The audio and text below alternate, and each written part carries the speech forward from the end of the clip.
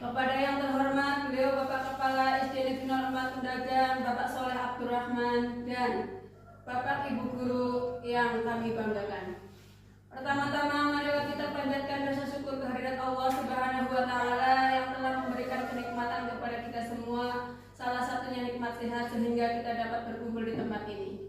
Kedua kalinya sholawat beserta salam semoga senantiasa tetap terlimpah curahkan kepada beliau Nabi besar Muhammad Sallallahu Alaihi Wasallam. Beliaulah salah satunya Nabi yang sanggup memberikan syafaatnya kepada umatnya semua. Semoga kita tergolong umatnya. Amin. Amin. Ketiga kalinya izinkanlah kami di sini sebagai pembagi acara ingin membacakan acara demi acara pada kesempatan yang berbahagia ini. Acara yang pertama pembukaan, acara yang kedua menyanyikan lagu Indonesia Raya, acara yang ketiga sambutan, acara yang keempat inti, acara yang kelima doa, acara yang keenam penutup. Untuk memulai acara marilah kita buka dengan bacaan basmalah. Bismillahirrahmanirrahim. Meningkat acara yang kedua yaitu menyanyikan lagu Indonesia Raya yang akan dipimpin oleh Ibu Bella Mardi Astuti SPD. Kepadanya dipersilakan. Hadirin dimohon berdiri. Hiduplah Indonesia Raya, 2, 3. Indonesia tanah airku, tanah tumpah darahku. Di sanalah aku berdiri, jadi pandu ibuku. Indonesia kebangsaanku, bangsa dan tanah airku. Marilah kita berseru, Indonesia bersatu. Hiduplah tanahku, hiduplah negeriku, bangsaku, rakyatku semuanya. Bangunlah jiwanya, bangunlah badannya untuk Indonesia Raya. Indonesia Raya, merdeka, merdeka, tanahku, negeriku yang ku cinta.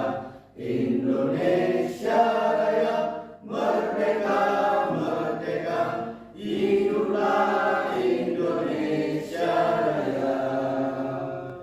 Indonesia Raya, merdeka, merdeka, tanahku, negeriku yang ku cinta. Indonesia Raya, merdeka, merdeka, hiduplah Indonesia Raya. Hadirin dimohon duduk kembali. Disampaikan banyak-banyak terima kasih. Meningkat acara yang selanjutnya yaitu sambutan. Sambutan dari Bapak Kepala SD Negeri 04 Tundagan yaitu Bapak Soleh Abdurrahman SPD SD. Kepadanya dipersilakan. Assalamualaikum warahmatullahi wabarakatuh. Bismillahirrahmanirrahim. Rabbi israh li sadri wa yassir li amri wahlul 'uqdatam min lisani yafqahu qawli. Amma ba'du. Yang saya hormati Bapak dan Ibu guru serta para tamu undangan, marilah kita bersyukur kepada Allah Subhanahu wa Ta'ala, karena dengan rahmat-Nya lah kita dapat hadir di kegiatan desiminasi ini. Sholawat serta salam kita aturkan kepada junjungan kita Nabi besar Muhammad Sallallahu Alaihi Wasallam yang kita nantikan syafaatnya di hari yaumil kiamah. Allahumma amin. Bapak, Ibu, guru serta tamu undangan dan juga Ibu Leni selaku narasumber desiminasi tentang menyebarkan pemahaman dan penerapan pengalaman budaya positif. Kita ikuti bersama-sama kegiatan desiminasi ini dari pertama sampai akhir, mudah-mudahan dapat berjalan. Untuk itu kita sudahi rangkaian dari saya selaku kepala sekolah, ikuti dengan mengikuti Bu Leni selaku narasumber kita, desiminasi tentang menyebarkan pemahaman dan penerapan pengalaman budaya positif. Sekian, Assalamualaikum warahmatullahi wabarakatuh. Kepadanya diucapkan banyak-banyak terima kasih. Meningkat acara yang selanjutnya yaitu inti penyebaran pemahaman dan penerapan pengalaman calon guru penggerak angkatan 10 Kabupaten Pemalang oleh Ibu Leni Oktiani SPD. Kepadanya dipersilakan.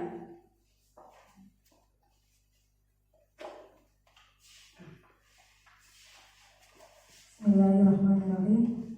Assalamualaikum warahmatullahi wabarakatuh.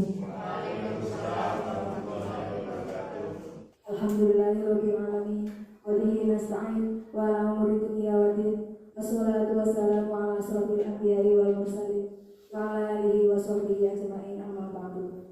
Yang terhormat Bapak Kepala SD Negeri Romatulagan Bapak Soleh Abdul Rahman SPDSD, yang saya hormati Bapak Ibu guru tamu undangan yang sudah berkenan hadir di acara pada siang hari ini. Mari kita panjatkan puji syukur kehadirat Allah Subhanahu wa taala. Berkat rahmat dan hidayahnya kita dapat berkumpul di sini tanpa halangan suatu apapun. Salawat serta salam senantiasa tercurahkan kepada baginda Nabi Muhammad SAW.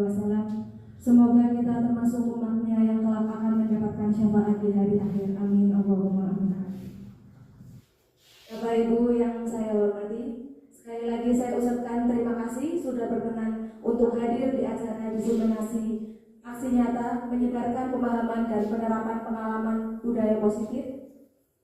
Perkenalkan, saya Leni Oktiani SPD, calon guru penggerak angkatan 10 Kabupaten Pemalang.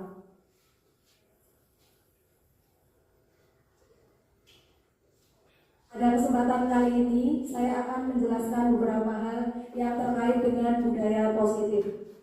Di antaranya, yang pertama, perubahan paradigma belajar. Yang kedua, disiplin positif. 3, nilai-nilai kebajikan universal. 4, kebutuhan dasar manusia.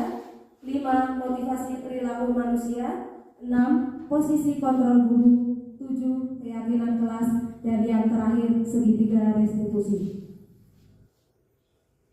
Sebelum kita masuk ke materi, saya ada pertanyaan pemantik. Ini termasuk permainan ya. Kegiatannya dinamakan kegiatan kepalan tangan. Saya bacakan dulu. Ada A dan B.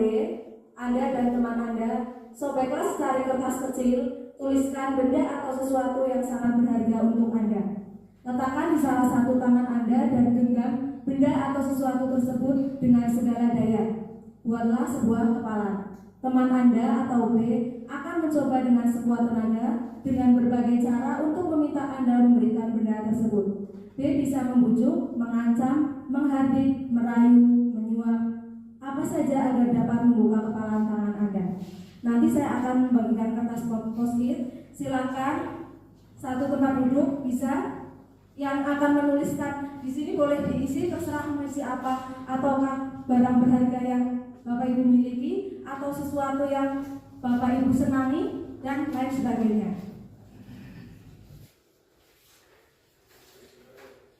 Nanti silakan salah satu bertindak sebagai A dan salah satu bertindak sebagai B. Silakan. Nanti setelah dibuat bisa dikepalkan di tangan. Kemudian dipraktekkan salah satunya mencoba dengan sekuat tenaga. Yang pertama kita kepalkan tangan, kemudian sebagai B meminta kepada A untuk memberikan benda tersebut. Seperti apa respon Anda? Silahkan dipraktekkan. Adakah yang mau maju langsung praktekkan di depan 2 orang? monggo Bapak Ibu. Iya Pak, kita itu silakan. Siapa yang mau bertugas menjadi A dan siapa yang menjadi B? Pak Rito sebagai A, ya yang menghafal. Pak Puji sebagai B. Silakan dipraktekkan, tunjukkan ke rekan-rekan. Ayo dirayu. Misalkan Anda membuka kepala tangan Anda, tidak. Yang benar akan saya kasih uang untuk Anda. Tidak. Tidak. Beneran? Nih.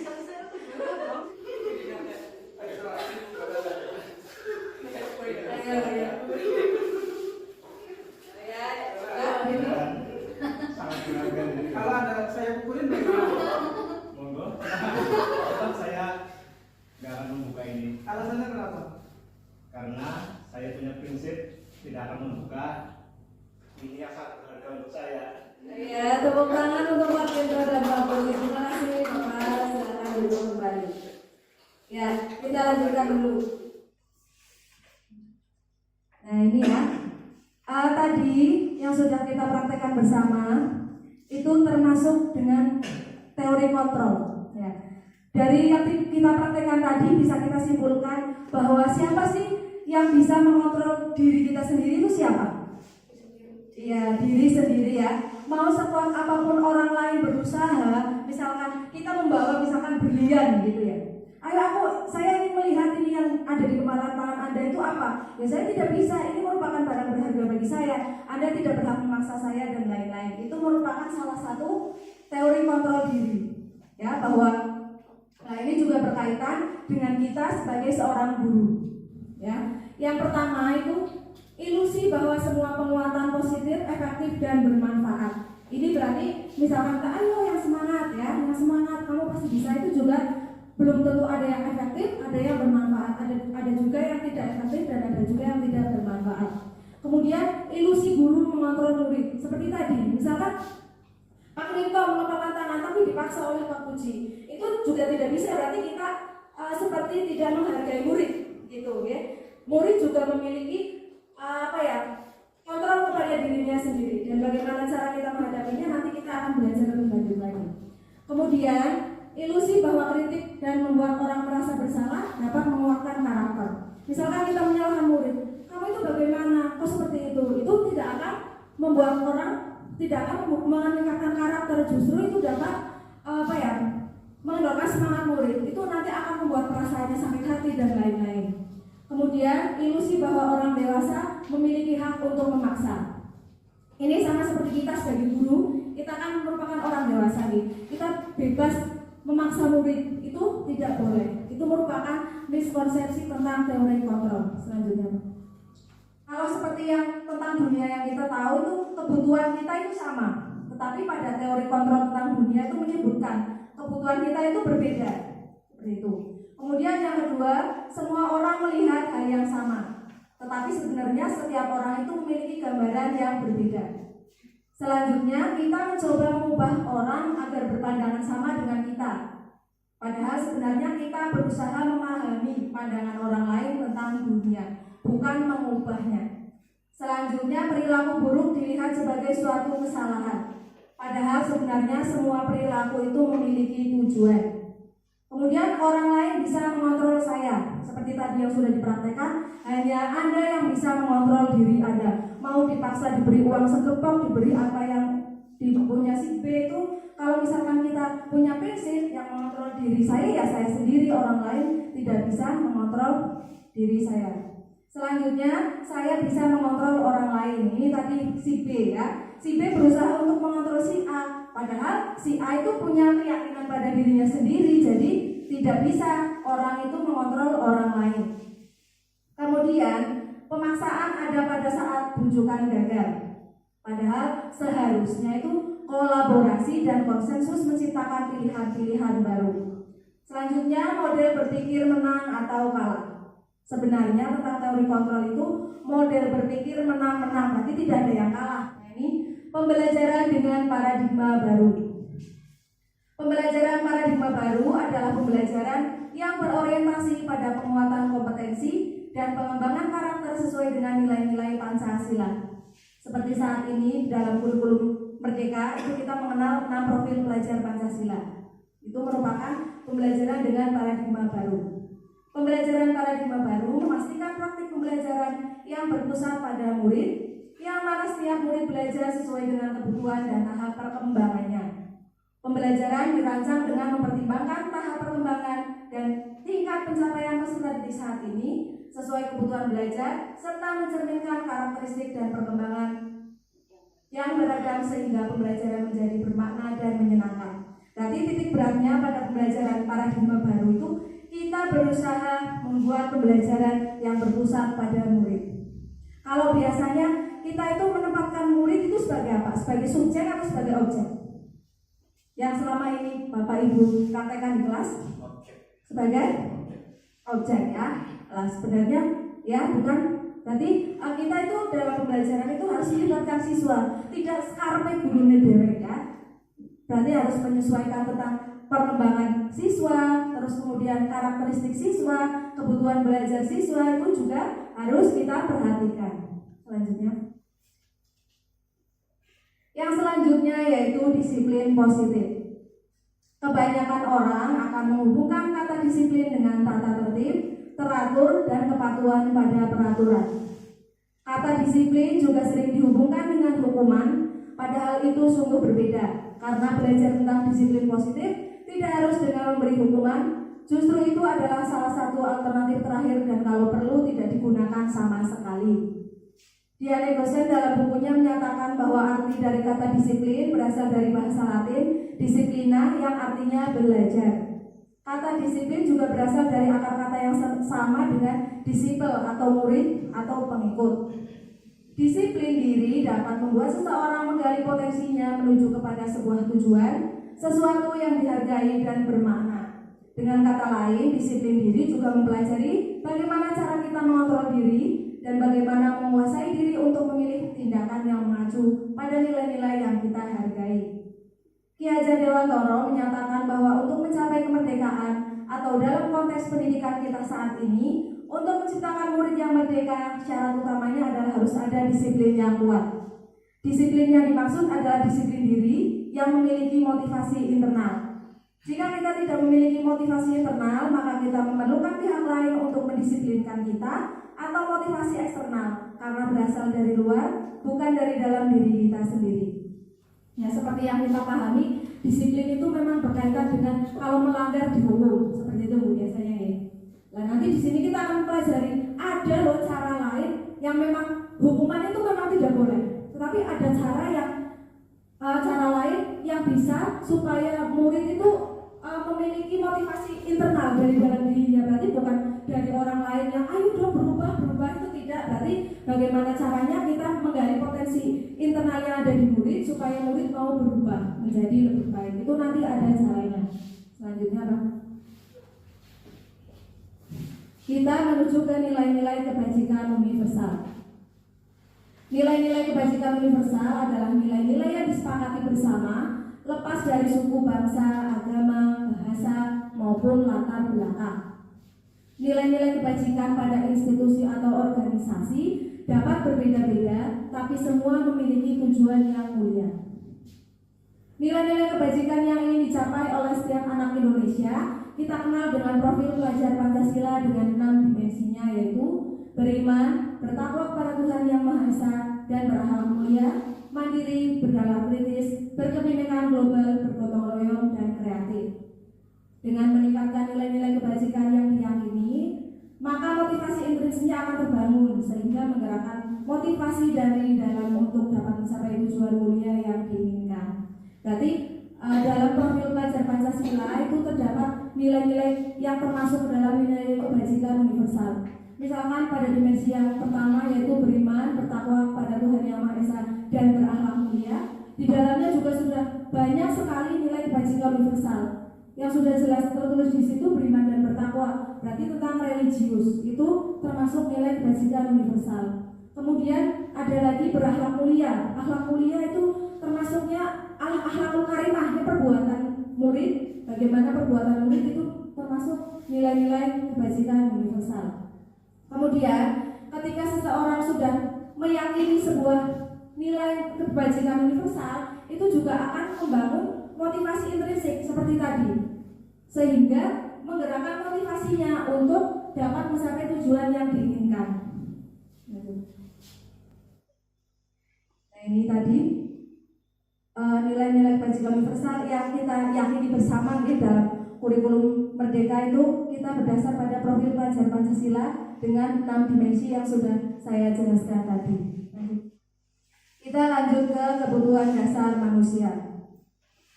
Menurut Kamus Besar Bahasa Indonesia, kebutuhan berarti sesuatu yang dibutuhkan. Maka kebutuhan dasar manusia dapat diartikan sebagai sesuatu yang dibutuhkan oleh manusia atau keinginan manusia yang harus dipenuhi demi tercapainya kepuasan rohani maupun jasmani untuk keberlangsungan hidupnya. Seluruh tindakan manusia memiliki tujuan tertentu. Semua yang kita lakukan adalah usaha terbaik kita untuk mendapatkan apa yang kita inginkan. Ketika kita mendapatkan apa yang kita inginkan, sebetulnya saat itu kita sedang memenuhi satu atau lebih dari satu kebutuhan dasar kita. Ini dia, ada 5 kebutuhan dasar manusia. Yang pertama yaitu kebutuhan bertahan hidup. Kebutuhan bertahan hidup itu contohnya mencakup kesehatan, rumah, dan makanan. Ini survival termasuk ke dalam kebutuhan bertahan hidup. Yang kedua, cinta dan kasih sayang. Menjadi bagian dari suatu kelompok ini termasuk juga kebutuhan cinta dan kasih sayang. Kemudian keinginan untuk tetap terhubung dengan teman, keluarga, pasangan hidup, teman kerja, binatang peliharaan, dan kelompok di mana kita bergabung. Apabila kita ingin melakukan hal-hal yang di bawah itu, berarti kita sedang berusaha memenuhi kebutuhan cinta dan kasih sayang. Yang ketiga, kebutuhan dasar penguasaan. Kebutuhan dasar penguasaan ini berhubungan dengan kekuatan untuk mencapai sesuatu, menjadi kompeten, menjadi terampil, diakui atas prestasi dan keterampilan kita, didengarkan dan memiliki rasa harga diri. Itu yang termasuk ke kebutuhan dasar penguasaan. Yang keempat yaitu kebebasan atau kebutuhan akan pilihan. Yang masuk dalam kebutuhan kebebasan yaitu kebutuhan akan kemandirian, otonomi, memiliki pilihan, dan mampu mengendalikan arah hidup seseorang. Anak-anak dengan kebutuhan kebebasan yang tinggi menginginkan pilihan. Mereka perlu banyak bergerak, suka mencoba-coba, tidak terlalu terpengaruh orang lain, dan senang mencoba hal baru dan menarik. Ini apabila kita menemui murid yang suka banyak bergerak, ya, suka mencoba-coba, itu berarti anak tersebut sedang berusaha memenuhi kebutuhan dasar kebebasan. Yang kelima, kebutuhan dasar kesenangan. Kebutuhan dasar kesenangan termasuk kebutuhan untuk mencari kesenangan, bersenang-senang, ya, bermain dan tertawa. Anak-anak suka permainan dan suka mengoleksi barang, suka bergurau, suka melucu, dan juga menggemaskan. Ingin menikmati apa yang dilakukan dan berkonsentrasi tinggi saat mengerjakan hal yang disenangi. Selanjutnya, ini contohnya, ya, contoh kasus kebutuhan dasar manusia. Dinda, seorang anak kelas 3 SD, begitu tiba di rumah sepulang dari sekolah, menangis dan mengadu pada ibunya bahwa dia dibenci pada Ibu Rani, gurunya. Menurut Anda, kebutuhan apa yang berusaha dipenuhi Dinda jika jawabannya seperti ini? Selanjutnya, yang pertama, jawaban Dinda kepada ibunya itu, Ibu guru bilang aku tidak boleh bersenandung sewaktu mengerjakan tugas. Katanya kelas harus tenang, tidak ada suara. Kan gak seru jadinya. Kira-kira menurut Bapak Ibu, Dinda berusaha memenuhi kebutuhan dasar yang mana? Apa? Kebebasan? Kita coba, ya. Selanjutnya apa? Ya, ternyata Dinda dengan menjawab pertanyaan seperti itu termasuk ingin memenuhi kebutuhan kesenangan. Ya, berarti kan Dinda pengen senang-senang, pengen bersenandung, bernyanyi. Sedangkan bernyanyi kan ada waktunya, ketika pembelajarannya ya memang harus tenang, tidak ada suara, seperti itu. Yang selanjutnya, Ibu guru tidak menyapaku hari ini, padahal aku pakai jepit rambut baru. Kira-kira kebutuhan apa yang ini dilengkapi oleh Dinda? Kasih sayang, kita coba. Ya, kebutuhan kasih sayang dan rasa diterima. Ibu gurunya mungkin menurut Dinda itu sombong ya, padahal aku sudah memakai jadi rambut baru, tapi malah Bu Guru tidak menyapa. Berarti kan ada sesuatu pada dirinya Dinda yang harus diketahui oleh Bu Gurunya, tapi malah Bu Guru tidak menyapa. Berarti Dinda merasa bahwa butuh kasih sayang, butuh disapa, butuh diterima. Selanjutnya, aku bosan, masa belajarnya cuma gitu-gitu aja, dengerin Bu Guru aja. Kira-kira kebutuhan apa? Bosan, berarti ingin seperti apa misalkan bosan? Belum tahu ya, kita coba selanjutnya. Kira-kira apa ya, kebutuhan apa ya? Nah, aku bosan, masa belajarnya cuma gitu-gitu aja, dengerin Bu Guru aja. Berarti Dinda ini menginginkan sebuah kebebasan. Misalkan belajar di luar kelas, misalkan ya, terus Bu Gurunya bisa menggunakan media yang menarik supaya tidak mendengarkan Bu Gurunya berbicara saja. Itu menurut Dinda itu membosankan. Jadi Dinda ingin memenuhi kebutuhan dasar kebebasan. Selanjutnya, aku sebel gambarku tidak rapi, malah ibu guru nunjukin ke teman-temanku di depan kelas. Kira-kira ini kebutuhan dasar apa? Kita cek bersama-sama ya. Nah, ini termasuk ke kebutuhan penguasaan. Dinda ini ingin diakui, tapi kan karena gambarnya jelek, jadi kan malu gitu ya. Gambarnya giliran misalkan menggambar rapi, malah tidak dipamerkan ke teman-temannya. Tetapi saat gambar yang tidak rapi malah ditunjukkan ke teman-temanku, di teman-teman sekolah itu. Berarti Dinda berusaha mencukupi kebutuhan dasar penguasaan. Selanjutnya, materi selanjutnya yaitu motivasi perilaku manusia. Motivasi perilaku manusia ini ada 3. Yang pertama, untuk menghindari ketidaknyamanan atau hukuman. Yang kedua, untuk mendapatkan imbalan atau penghargaan dari orang lain. Yang ketiga, untuk menjadi orang yang mereka inginkan dan menghargai diri sendiri dengan nilai-nilai yang mereka percaya. Nah, untuk yang nomor 1 dan 2 ini berarti seorang anak itu membutuhkan motivasi eksternal. Misalkan mengerjakan tugas ya, aku mau mengerjakan tugas supaya nanti tidak dihukum Bu Guru. Berarti motivasi perilaku anak tersebut itu yang pertama, yaitu untuk menghindari ketidaknyamanan atau hukuman. Terus yang kedua, untuk mendapatkan imbalan. Misalkan ketika mengerjakan sesuatu, ayo dikerjakan, nanti Bu Guru beri permen misalkan. Nah itu berarti, oh ya aku mau mengerjakan supaya diberi imbalan oleh Bu Guru. Berarti anak tersebut motivasi perilakunya pada nomor 2, yaitu untuk mendapatkan imbalan atau penghargaan dari orang lain. Terus yang ketiga, untuk menjadi orang yang mereka inginkan dan menghargai diri sendiri. Berarti ini baru tentang motivasi internal. Berarti di dalam diri anak tersebut sudah yakin terhadap nilai-nilai universal yang tadi sudah kita bahas bersama, ya, bahwa misalkan berangkat sekolah tepat waktu begitu ya, tanpa diberitahu aku mau berangkat sekolah supaya tidak dihukum, aku mau berangkat sekolah supaya mendapatkan hadiah, berangkat sekolah kasih supaya mendapatkan hadiah misalkan. Itu tidak, tapi anak tersebut memang dari dalam dirinya itu sudah yakin, oh berarti saya sebagai seorang murid itu memang saya harus berangkat tepat waktu, walaupun Bu Guru tidak memberikan hadiah, walaupun tidak akan dihukum oleh Bu Guru, tapi tetap dalam diri anak tersebut itu memiliki motivasi bahwa yang dia lakukan itu merupakan nilai-nilai bagus yang dipercayainya. Selanjutnya, nah ini ya, hukuman bersifat tidak terencana atau tiba-tiba. Anak atau murid tidak tahu apa yang akan terjadi dan tidak dilibatkan. Hukuman bersifat satu arah dari pihak guru yang memberikan, dan murid hanya menerima suatu hukuman tanpa melalui suatu kesepakatan atau pengarahan dari pihak guru, baik sebelum atau sesudahnya.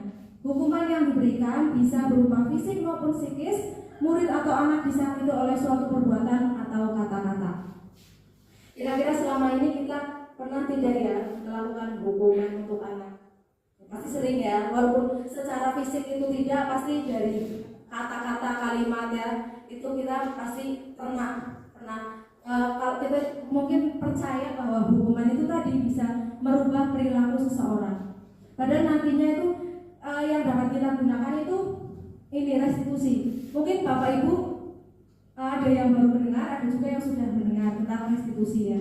Nanti kita belajar bagaimana sih cara restitusi. Sebelum sampai di situ saya lanjutkan dulu untuk konsekuensi.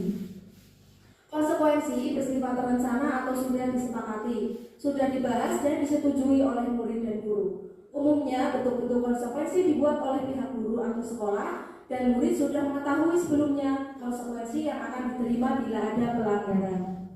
Pada konsekuensi, murid tetap dibuat tidak nyaman untuk jangka waktu pendek. Konsekuensi biasanya diberikan berdasarkan suatu data yang umumnya dapat diukur. Nah, nanti kita lihat apa sih perbedaan hukuman dan konsekuensi, nanti kita lihat perbedaannya.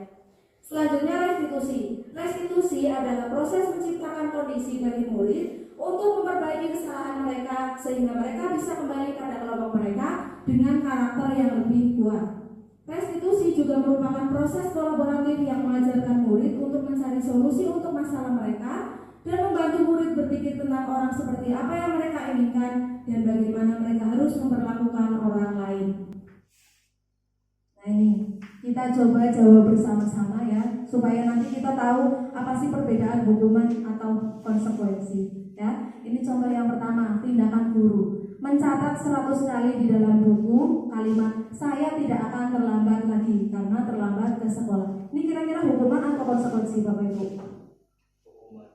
Hukuman? Coba kita cek bersama-sama. Iya, betul sekali, hukuman. Kira-kira kenapa kok tindakan guru tersebut merupakan suatu hukuman? Siapa tadi yang menjawab hukuman? Silahkan menjawab. Kira-kira kenapa kok tindakan guru tersebut termasuk hukuman? Menulis di buku kalimat saya tidak akan terlambat lagi. Itu kan tidak terkait dengan pembelajarannya. Sedangkan ada cara yang bisa dilakukan oleh guru supaya anak tersebut tidak terlambat lagi. Itu ada caranya, tidak harus dengan untuk diberitahu untuk menuliskan saya tidak akan terlambat lagi satu buku misalkan. Itu termasuk hukuman. Yang selanjutnya, lari mengelilingi lapangan basket 2 kali karena terlambat hadir di sekolah. Ini hukuman atau konsekuensi kira-kira? Hukuman? Ya kita cek bersama. Iya betul sekali. Lari mengelilingi lapangan basket 2 kali karena terlambat hadir di sekolah merupakan hukuman. Selanjutnya, membersihkan coretan yang dibuatnya di meja tulis. Ini termasuk hukuman atau konsekuensi? Konsekuensi, coba kita cek bersama. Iya, konsekuensi. Kenapa membersihkan coretan yang dibuatnya di meja tulis itu termasuk konsekuensi? Ya karena anak tersebut melakukannya sendiri, kita melatih tanggung jawab, ya anak tersebut harus merasakan konsekuensinya, harus membersihkan coretan yang dibuat di papan tulis misalnya atau di meja misalnya, itu merupakan konsekuensi.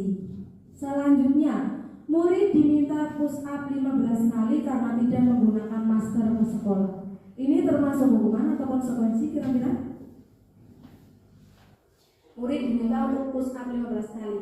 Termasuk hukuman. Kita cek bersama-sama. Iya, ini termasuk hukuman. Selanjutnya, menggantikan kertas tugas teman yang telah dicoret-coret. Ini hukuman atau konsekuensi Bapak Ibu? Konsekuensi. Sudah semakin pandai langsung dijawab semuanya ya. Kita cek. Iya bagus, pintar semuanya ya. Itu merupakan konsekuensi sama seperti tadi membersihkan coretan yang dibuat di meja tulis. Terus misalkan ada si A begitu mencoret-coret buku temannya, ya harus kita berikan konsekuensi. Kenapa melakukan seperti itu kan? Berarti harus bertanggung jawab mengganti kertas atau buku yang telah dicoret-coret.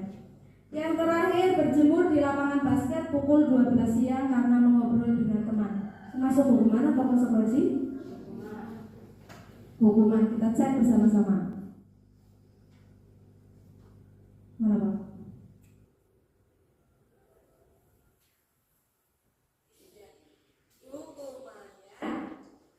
Berjemur di lapangan basket pukul 12 siang, ini kasar diterik-teriknya ya, karena mengobrol dengan teman. Itu merupakan hukuman. Nah ini saya punya satu tindakan guru nih. Misalkan Pak Retno meminta misalkan Fatah untuk lari 2 kali mengelilingi lapangan karena terlambat datang ke pelajaran PJOK. Itu merupakan hukuman atau konsekuensi? Masuk apa ya? Konsekuensi atau hukuman? Konsekuensi. Kenapa bisa konsekuensi? Ya karena materi olahraganya memang seperti itu kan, pelajaran PJOK kan, berarti memang di lapangan, yaitu merupakan konsekuensi. Yang lain sudah pemanasan lari 2 kali Fatah telat ke lapangan ya otomatis harus mengikuti untuk lari 2 kali putaran. Itu merupakan konsekuensi karena sesuai dengan materinya pelajaran PJOK. Kecuali pelajaran agama terus dihukumnya lari mengelilingi lapangan, ya itu tidak nyambung ya, walaupun sebenarnya antara hukuman dan konsekuensi juga memiliki dampak negatifnya. Siswa tetap merasa seperti dihukum. Nah, kita lanjutkan ke 5 posisi kontrol guru. Seperti apa sih kontrol kita sebagai guru kepada murid-murid kita? Yang pertama itu ada kontrol sebagai penghukum. Seorang penghukum bisa menggunakan hukuman fisik maupun verbal. Nanti dari fisik ataupun dari kata-kata ya, itu termasuk penghukum. Yang kedua yaitu membuat merasa bersalah. Pada posisi ini biasanya guru akan bersuara lebih lembut tapi nyelekit. Itu membuat merasa bersalah. Kemudian yang ketiga posisi teman. Guru pada posisi ini tidak akan menyakiti murid, namun akan tetap berupaya mengontrol murid melalui persuasi. Posisi teman pada guru bisa negatif maupun positif. Selanjutnya keempat, posisi pemantau. Memantau berarti mengawasi. Pada saat kita mengawasi, kita bertanggung jawab atas perilaku orang-orang yang kita awasi. Selanjutnya yang kelima yaitu manajer. Posisi di mana guru berbuat sesuatu bersama dengan murid, mempersilahkan murid mempertanggungjawabkan perilakunya, mendukung murid agar dapat menemukan solusi atas permasalahannya sendiri. Kira-kira selama ini kita berada dalam posisi kontrol yang keberapa Bapak Ibu? Penghukum kah? Pembuat merasa bersalah? Teman? Pemantau? Atau manajer? Kira-kira yang mana? Ya, kita lanjutkan dulu. Nanti kita akan semakin terjelaskan. Lanjutkan. Ini contoh penerapannya supaya ada gambaran. Contoh penerapan 5 posisi kontrol guru. Ini kasusnya Adi terlambat datang ke sekolah. Yang pertama, terlambat lagi, pasti terlambat lagi, selalu datang terlambat. Kapan bisa datang tepat waktu? Itu merupakan penerapan posisi kontrol sebagai penghukum. Ya. Terus yang kedua, Adi, kamu ini bagaimana ya? Kamu sudah berjanji dengan ibu tidak akan terlambat lagi. Kamu kenapa ya senang sekali mengecewakan ibu? Ibu benar-benar kecewa sekali. Ini membuat merasa bersalah. Walaupun bicaranya dengan lemah lembut, tapi menyalahkan. Justru semakin dalam kalau seperti itu biasanya. Selanjutnya, ya ini mungkin kalau yang kedua tadi. Kemudian, Adi, ayolah, bagaimana sih kamu? Kemarin kan kamu sudah janji ke ibu kan? Kenapa terlambat lagi? Sambil tertawa ringan. Ya sudah tidak apa-apa, duduk dulu sana, nanti ibu guru bantu. Kamu ini termasuk teman, karena seperti teman yang bicaranya tidak seperti penghukum, tidak juga seperti rasa bersalah, ada ketawa-ketawa kecil ya. Ini merupakan posisi kontrol sebagai teman. Yang keempat, Adi, tahukah kamu jam berapa kita memulai? Kamu terlambat 15 menit. Apakah kamu sudah mengerti konsekuensi yang harus dilakukan bila terlambat? Ini contoh kalimat guru sebagai seorang pemantau. Yang terakhir, Adi, apakah kamu mengetahui jam berapa sekolah dimulai? Ya, jam 7. Jadi kamu terlambat. Kira-kira bagaimana kamu akan memperbaiki masalah ini? Ini berarti seorang guru pada posisi manajer. Kira-kira lebih enak yang mana Bapak Ibu dari kelima kontrol tadi? Posisi kita lebih enak yang 1, 2, 3, 4 atau 5. Di posisi penghukum, posisi membuat bersalah, merasa bersalah. Yang ketiga posisi teman, yang keempat posisi pemantau, atau yang kelima posisi manajer. Kira-kira lebih nyaman yang mana? Teman, kemudian ada lagi manajer. Iya, ya. Kira-kira itu yang lebih apa ya? Ya lebih tidak membuat anak merasa dihukum, terus tidak membuat anak minder dan lain-lain. Tetapi dari posisi kontrol teman itu juga ada dampak positif dan negatifnya. Misalkan saya sebagai guru kelas 1, ada seorang murid yang dengan saya itu nurut ya, jangan seperti ini, kamu harus seperti ini. Tapi ketika dengan guru lain, bukan dengan Bu Leni, misalkan seperti itu juga dampak negatif dari posisi sebagai teman, seperti itu. Dan menurut saya yang paling Nah, dapat diterapkan itu ya sebagai manajer. Kenapa seperti itu? Berarti seorang manajer itu tidak menyalahkan, tidak membuat siswa merasa bersalah, tapi bagaimana sih cara bareng-bareng antara guru dengan murid itu mencari solusi. Misalkan, kenapa sih kok bisa telat ya? Kenapa bisa telat? Alasannya apa? Bu guru ingin mendengarkan. Nah, kira-kira misalkan supaya tidak telat itu kamu harus seperti apa?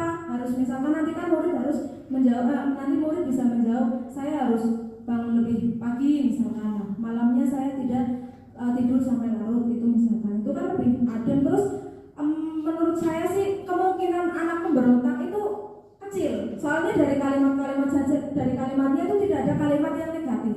Semua kalimat yang digunakan itu kalimat yang positif. Selanjutnya, Pak.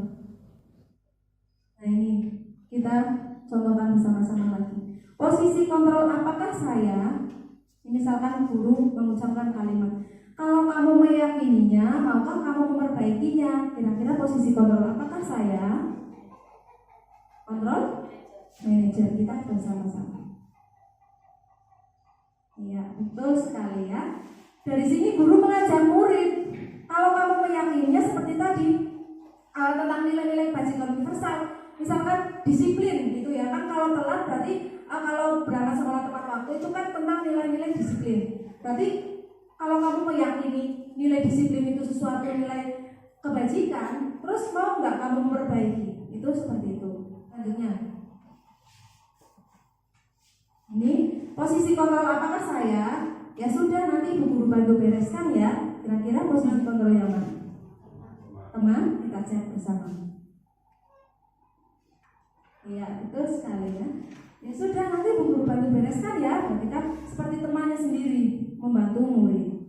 Selanjutnya, ini kalau kamu tidak melakukannya, nanti bersihkan toilet saja. Kira-kira posisi kontrol apa? Oh, sudah jelas sekali ya. Apa hubungannya membersihkan toilet dengan belajar misalkan? Itu sudah tidak sama. Lanjut. Ya, posisi kontrol penghukum. Selanjutnya kita akan masuk ke materi keyakinan kelas. Mengapa sih harus keyakinan kelas? Mengapa tidak peraturan kelas saja? Nah, dalam pembentukan keyakinan kelas itu bersifat lebih abstrak daripada peraturan yang lebih rinci dan konkret. Keyakinan kelas berupa pernyataan-pernyataan universal. 3. Pernyataan keyakinan kelas senantiasa dibuat dalam bentuk positif.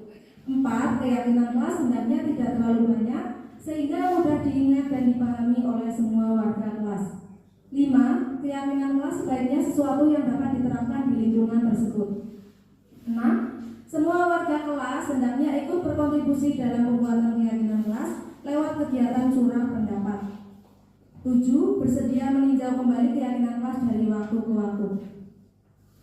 Ya, apa sih perbedaan keyakinan kelas dan tata tertib ya? Biasanya yang kita ketahui ya tata tertib. Ya, mulai hari ini, ayo kita bersama-sama mencoba membuat suatu keyakinan kelas. Perbedaannya apa dengan tata tertib? Yang sangat jelas itu penggunaan kalimatnya.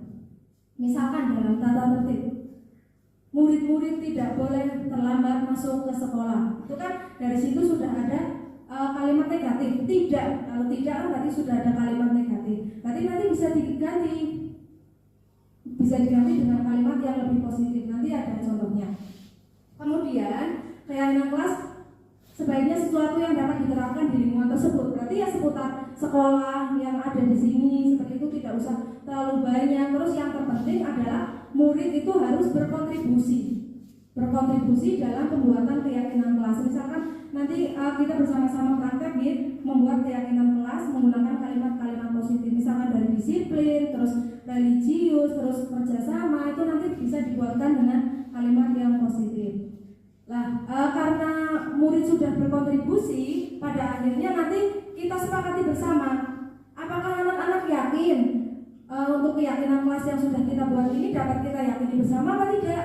Seperti itu. Berarti misalkan sudah diyakini bersama, berarti itu bisa menjadi dasar nilai universal. Berarti misalkan ada siswa yang melanggar, nanti kita akan menyelesaikannya berdasarkan keyakinan kelas yang telah kita buat bersama. Itu seperti itu. Selanjutnya, ini contohnya. Misalkan ini keyakinan kelas, saya bacakan dulu.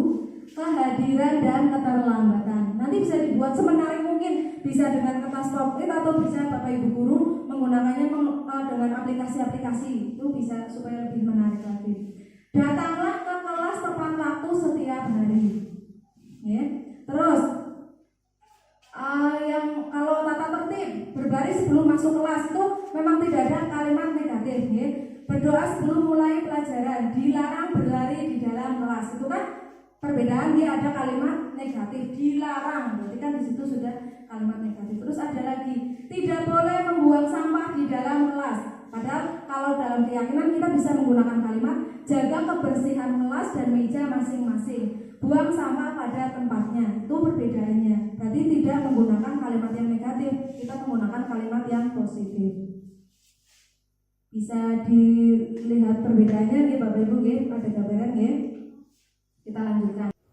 Nah, sebelum kita masuk ke segitiga restitusi, ini materi yang memang baru. Saya percaya, saya pun seperti itu. Saya mengetahui tentang segitiga restitusi yang akan mempelajari materi ini.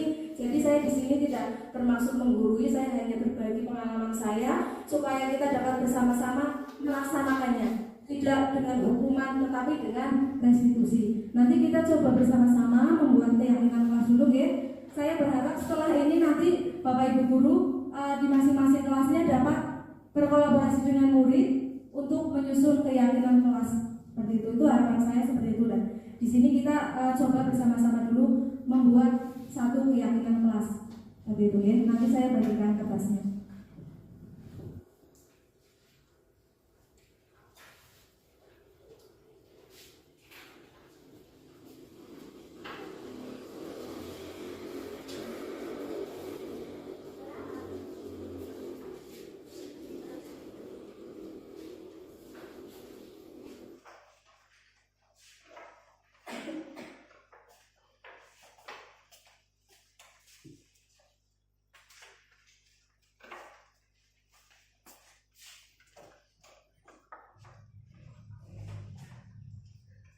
Monggo silahkan Bapak Ibu.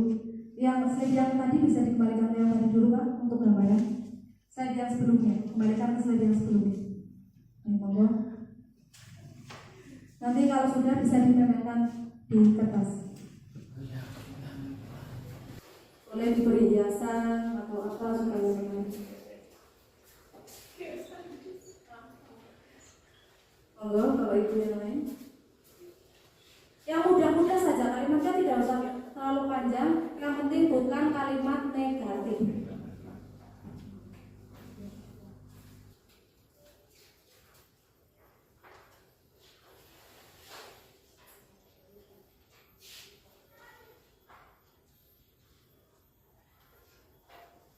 Monggo dipasangkan di depan. Kita biasanya meminta anak untuk maju, ayo anak-anak, siapa yang berani maju ke depan? Ayo sekarang gantian Bapak Ibu guru yang ke depan.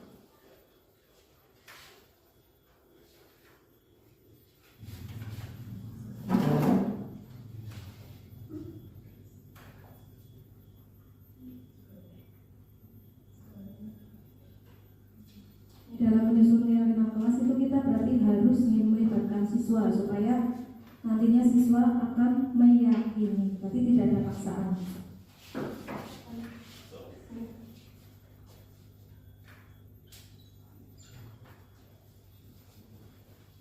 Selanjutnya,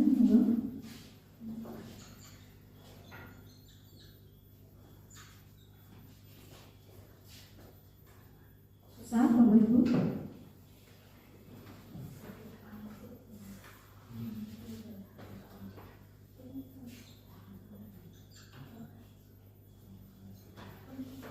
Ini sudah ada 4, membuang sampah pada tempatnya, akan kurapikan mejaku dan bukuku, hadir tepat waktu, mengerjakan tugas dengan baik dan penuh tanggung jawab. Ada lagi yang mengumpulkan? Monggo silakan. Sudah ada 4, membuang sampah pada tempatnya, akan kurapikan mejaku dan bukuku, hadir tepat waktu, mengerjakan tugas dengan baik dan penuh tanggung jawab. Ada lagi yang mengumpulkan? Monggo silakan.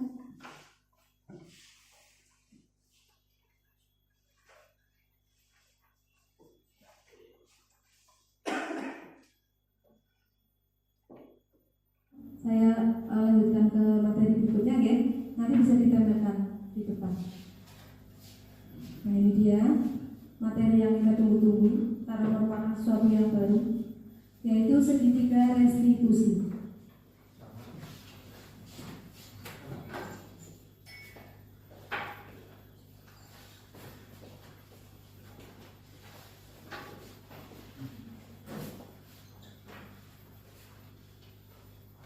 Ya, saya pending dulu membahas segitiga restitusi. Saya bacakan lagi hasil keyakinan kelas yang kita coba buat bersama-sama ya. Yang pertama, membuang sampah pada tempatnya. Ini sudah merupakan kalimat positif. Sedang ya, membuang sampah pada tempatnya. Tidak dilarang membuang sampah sembarangan. Kalau itu kan dilarang, berarti merupakan kalimat negatif. Selanjutnya, akan merapikan mejaku dan bukuku. Ya, itu merupakan kalimat positif. Selanjutnya, jangan makan dan minum di kelas. Ini termasuk kalimat negatif atau kalimat positif? Ayo. Kalimat negatif ya, karena masih ada kata jangan. Misalkan bisa, aku makan dan minum ketika istirahat, bisa seperti itu. Bisa dibuat kalimatnya seperti itu ya Bapak Ibu. Kemudian bekerja sama dengan kelompok dengan baik. Ini juga sudah merupakan kalimat positif. Selanjutnya hadir tepat waktu, ya bisa ya. Kemudian mengerjakan tugas dengan baik dan penuh tanggung jawab, bisa. Selanjutnya, ayo datang lebih awal ya. Ini juga bisa membuat lebih semangat lagi karena kalimat ajakan, ayo kita datang lebih awal ke sekolah. Seperti itu. Kemudian berdoa sebelum dan sesudah pelajaran. Ini ya, ini terkait karakter religius, nilai-nilai religius. Terus yang terakhir, bersikap jujur dan tanggung jawab. Ya, terima kasih Bapak Ibu, tepuk tangan untuk kita semua. Nah, itu tadi kita sudah mempraktekkan bagaimana cara membuat keyakinan kelas. Saya berharap dan saya sendiri pun akan melakukannya karena saya juga belum membuat suatu keyakinan kelas. Insya Allah besok saya akan melakukan dengan anak-anak. Walaupun berarti sebelum melakukan keyakinan kelas kita memang harus mengajak anak-anak seperti itu. Berarti kita buat misalkan ada 10 kalimat positif, nanti bisa anak-anak mencetak yang mana yang akan dipilih itu. Bisa juga menggunakan stempel jempol, itu akan lebih menarik menurut saya ya. Yang semenarik mungkin supaya nanti anak-anak dengan senang hati, dengan hatinya itu bisa meyakini, bisa melaksanakannya. Setelah itu kita bisa menempelkan di dinding kelas masing-masing supaya ketika ada anak-anak yang lupa, anak-anak yang lain bisa mengingatkan, ayo ini kan termasuk keyakinan kelas kita, kok kamu seperti itu, tidak boleh, seharusnya seperti ini. Itu bisa untuk mengingatkan kita bersama-sama. Saya lanjutkan ke segitiga restitusi. Segitiga restitusi merupakan salah satu cara memperbaiki diri untuk mewujudkan disiplin diri. Segitiga restitusi adalah proses menciptakan kondisi bagi murid untuk memperbaiki kesalahannya sehingga karakter mereka lebih kuat ketika kembali pada kelompoknya. Restitusi memberikan kesempatan kepada murid untuk disiplin positif, memulihkan diri dari kesalahan sehingga memiliki tujuan yang jelas. Penekanannya pada cara mereka menghargai nilai-nilai kebaikan yang diyakini, bukan berperilaku untuk menyenangkan orang lain. Selanjutnya, nah dalam restitusi ini kan segitiga, berarti masing-masing sisi itu memiliki langkah-langkah apa saja dalam segitiga restitusi. Pada bagian dasar yang paling bawah, nomor 1, itu kita menstabilkan identitas. Dalam menstabilkan identitas, kita dapat menggunakan kalimat-kalimat seperti setiap orang pasti pernah melakukan kesalahan. Kamu bukan satu-satunya yang pernah melakukan ini. Kemudian pada sisi di sampingnya, nomor 2, yaitu validasi tindakan salah. Misalkan guru dapat menggunakan kalimat, kamu tentu punya alasan mengapa kamu melakukan hal itu. Terus bisa juga, adakah cara yang lebih efektif untuk mendapatkan apa yang kamu inginkan? Itu termasuk kepada validasi tindakan salah. Kemudian yang ketiga, menanyakan keyakinan. Dalam menanyakan keyakinan, ini nanti berkaitan dengan keyakinan kelas tadi. Misalkan dalam keyakinan kelas tadi ada membuang membuang sampah pada tempatnya. Tapi ada, kita melihat seorang murid yang membuang sampah sembarangan, nanti kita bisa menggunakannya. Sebelumnya kan kita sudah membuat keyakinan kelas bersama, yaitu membuang sampah pada tempatnya. Kenapa kamu melakukan itu? Apa alasannya? Itu nanti kita bisa menggunakan segitiga restitusi. Tadi dari langkah pertama, kedua, dan ketiga. Nah, menurut saya penggunaan segitiga restitusi itu lebih efektif dan lebih mengena murid. Berarti kita tidak perlu menghukum, tidak perlu membuat murid merasa bersalah, tapi dalam ini kita kembali lagi ke posisi kontrol guru. Kita adalah posisi sebagai manajer, pemantau, dan juga teman. Tetapi yang paling kita tonjolkan di sini adalah sebagai manajer. Berarti bagaimana kita membantu murid untuk menyelesaikan permasalahan yang sedang dihadapi. Seperti itu dalam segitiga restitusi, sehingga timbul motivasi dalam diri murid bahwa murid tersebut percaya bahwa oh ya, yang saya lakukan itu salah, berarti saya harus seperti ini supaya saya dapat memperbaiki kesalahan saya. Itu tujuan dari segitiga restitusi. Selanjutnya, nah ini langkah yang pertama lebih detail lagi, yaitu menstabilkan identitas. Bagian dasar dari segitiga bertujuan untuk mengubah identitas anak dari orang yang gagal karena melakukan kesalahan menjadi orang yang sukses. Kalimat-kalimat yang dapat digunakan dalam menstabilkan identitas, misalnya berbuat salah itu tidak apa-apa, tidak ada manusia yang sempurna. Saya juga pernah melakukan kesalahan seperti itu. Kita bisa menyelesaikan ini. Bapak atau ibu tidak tertarik mencari siapa yang salah, tapi bapak ibu ingin mencari solusi dari permasalahan ini. Kemudian kamu berhak merasa begitu. Selanjutnya ada lagi, apakah kamu sedang menjadi teman yang baik buat dirimu sendiri? Itu kalimat-kalimat yang dapat digunakan dalam menstabilkan identitas. Yang kedua yaitu validasi tindakan salah. Setiap tindakan kita lakukan dengan suatu tujuan, yaitu memenuhi kebutuhan dasar. Ini kembali lagi, berarti materi dari awal sampai yang terakhir ini itu nyambung. Berarti misalnya murid melakukan kesalahan, berarti ada 1 atau 2 atau 3 kebutuhannya yang harus dipenuhi. Seperti itu. Menurut teori kontrol, semua tindakan manusia baik atau buruk pasti memiliki maksud atau tujuan tertentu. Kalimat-kalimat yang dapat digunakan ketika guru melakukan validasi tindakan salah, yaitu padahal kamu bisa melakukan yang lebih buruk dari ini ya. Kamu pasti punya alasan mengapa melakukan hal itu. Kamu patut bangga pada dirimu sendiri karena kamu telah melindungi sesuatu yang penting buatmu.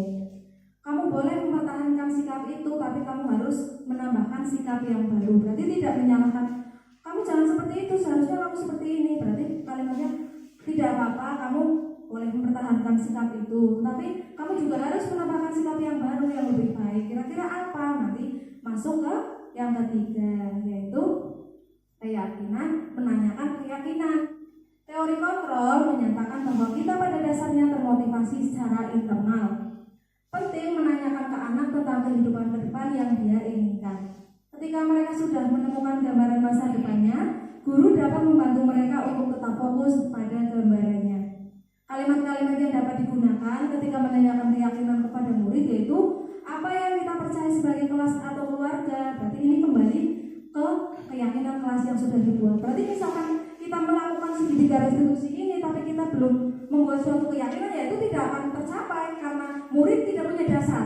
Mudahnya seperti itu, tidak ada dasar yang dapat digunakan oleh murid untuk mempertahankan nilai-nilai itu. Seperti itu. Tapi ketika kita sudah melakukan membuat keyakinan kelas dan kita sepakati, maka kita bisa apa nilai-nilai umum yang telah kita sepakati, apa nilai-nilai dalam keyakinan kelas yang sudah kita sepakati. Dan nanti dari situ kan, oh iya kita pernah membuat bahwa kita harus bekerja sama dengan kelompok misalkan kan. Tadi ketika diskusi kamu bekerja sama dengan kelompok tidak berguru misalkan. Berarti itu bukan merupakan sesuatu keyakinan yang kita yakini kan, nanti bisa seperti itu. Terus kita ada lagi, apakah kamu ingin menjadi orang yang sukses, bertanggung jawab, atau bisa dipercaya? Selanjutnya, nah ini saya sebelumnya sudah membuat sebuah video yaitu tentang penerapan segitiga restitusi. Nanti bisa kita simak bersama-sama supaya Bapak Ibu ada gambaran. Skenario kasusnya yaitu Tania membuka pintu kelas dengan tergesa-gesa karena mendengar teman-temannya sudah mulai berdoa sebelum belajar. Hal ini nampaknya Tania terlambat datang ke sekolah. Bu Guru mempersilahkan Tania duduk dan melanjutkan berdoa. Di akhir pembelajaran, sebelum pulang, Tania diminta untuk menemui Bu Guru. Selanjutnya. Ini bisa kita simak bersama-sama.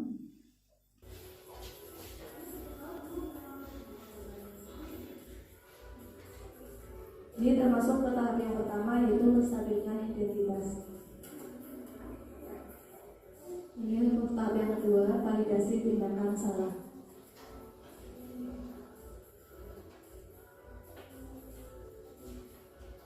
Murid ditanya, kok kenapa sih bisa telat? Seperti itu.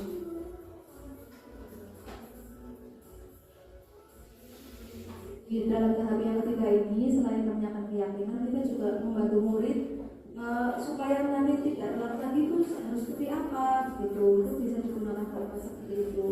Misalkan nanti murid bisa menjawab, saya tidak mau tidur kemalaman, Bu Guru, supaya bangunnya tidak kesiangan. Mau mulai kapan nih? Tanya mau mulai kapan untuk tidak berangkat terlambat ke sekolah? Itu bisa dilakukan pertanyaan-pertanyaan seperti itu, sehingga nanti akan muncul motivasi dari dalam murid itu. Oh ya, berarti yang saya lakukan itu salah, berarti saya harus. Di dalam tahap yang ketiga ini kita sudah sampai di akhir pemaparan. Kira-kira ada tidak banyak atau sedikit materi yang mengenal untuk Bapak Ibu yang merupakan suatu pemahaman baru, dan memang oh iya ternyata yang selama ini saya lakukan itu kurang tepat. Merasa seperti itu tuh atau tidak? Iya. Semoga kita bisa bersama-sama ya untuk lebih baik lagi bagaimana kita membuat murid itu tidak merasa bersalah, terus tidak melalui hukuman, terus kita juga bisa menggunakan itu tadi segitiga restitusi. Kita bisa mulai menggunakan segitiga restitusi. Kemudian untuk menjadikan murid ya, untuk pembelajaran itu kita berpusat pada murid, tidak terserah kita sendiri tapi disesuaikan dengan karakteristik murid. Ayo kita bersama-sama mencoba melakukan hal baik mulai dari diri kita sendiri, dengan harapan kedepannya murid-murid kita menjadi murid yang berkarakter sesuai dengan 6 profil pelajar Pancasila. Demikian Bapak Ibu yang dapat saya sampaikan pada kesempatan kali ini. Saya mohon maaf apabila dalam penyampaian terdapat tutur kata yang kurang menyenangkan dan terdapat kekeliruan. Saya ucapkan sekali lagi terima kasih. Semoga apa yang kita dapatkan hari ini bermanfaat. Saya akhiri. Wassalamualaikum warahmatullahi wabarakatuh. Assalamualaikum warahmatullahi wabarakatuh.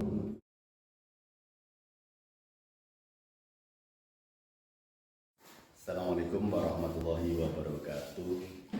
Saya Kepala SDN 04 Tundagan sangat mendukung kegiatan yang dilaksanakan oleh Bu Leni, karena rekan-rekan guru bisa terinspirasi. Terima kasih. Assalamualaikum warahmatullahi wabarakatuh. Assalamualaikum warahmatullahi wabarakatuh. Terima kasih Bu Leni untuk penyebaran pemahaman tentang budaya positif kepada kami. Saya merasa tercerahkan sekali, terutama pada penerapan segitiga restitusi. Wassalamualaikum warahmatullahi wabarakatuh. Assalamualaikum warahmatullahi wabarakatuh. Saya mengucapkan terima kasih kepada Bu Leni. Kegiatan ini sangat menarik dan bermanfaat sekali. Terima kasih. Wassalamualaikum warahmatullahi wabarakatuh. Assalamualaikum warahmatullahi wabarakatuh. Kegiatan ini sangat bermanfaat sekali, Bu. Saya jadi tahu bahwa ada langkah yang lebih efektif dilakukan oleh guru selain hukuman, yaitu segitiga restitusi. Terima kasih, Bu. Wassalamualaikum warahmatullahi wabarakatuh.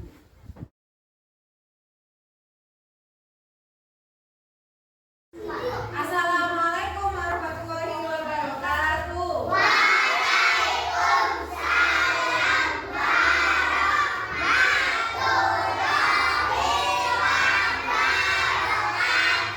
Gimana kabarnya hari ini? Alhamdulillah luar biasa, tetap semangat Allah.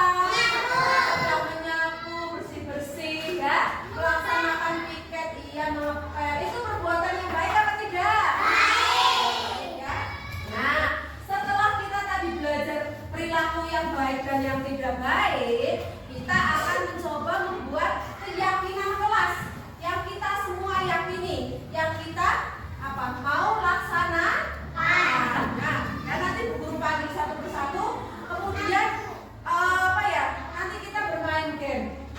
Ya, siap atau tidak? Nanti sambil menunggu giliran, yang lain dianteng dulu ya. Ya, siap? Guru buka dulu. Ini dia.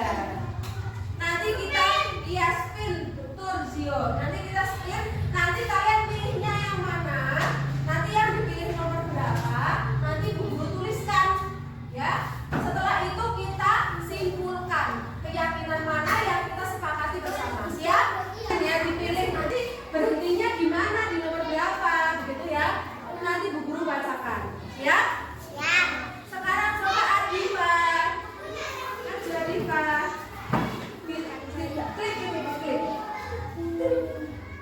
Lihat. Ya?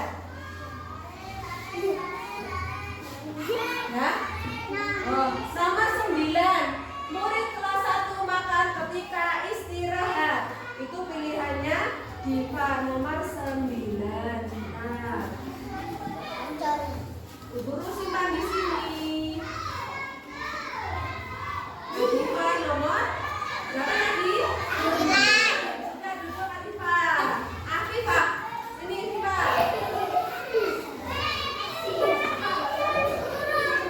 Iya, nanti kalian ya.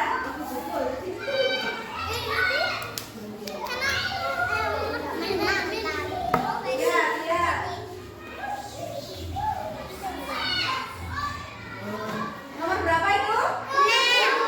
7. Murid kelas 1 senang bekerja sama. Betul Kak Viva? Nomor 7 ya.